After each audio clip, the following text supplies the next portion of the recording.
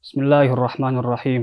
Пайғамбарыбыз саллаллаху алейхи вассалам берекелүү хадисинде айткан: Ан Абдуллах ибн Мас'уд радияллаху анху анна набия саллаллаху алейхи вассалам قال لأصحابه استحيوا من الله حق الحياة قالوا إننا نستحي من الله يا نبي الله والحمد لله قال ليس ذلك ولكن من استحيا من الله حق الحياة فليحفظ الرأس وما وعاه وليحفظ البطن وما حواه وليذكر الموت والبلاء ومن أراد الآخرة ترك الزينة الدنيا فمن فعل ذلك فقد استحيا من الله حق الحياة.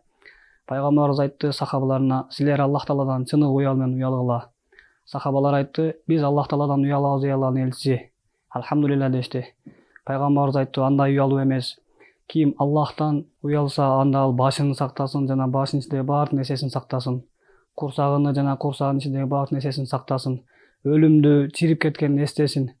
Ким акыретти каалай турган болсо, дүйнөнүн коозун таштайт. Ошоларды ким аткара турган болсо, Аллах Тағаладан чыныгы уял менен уялды.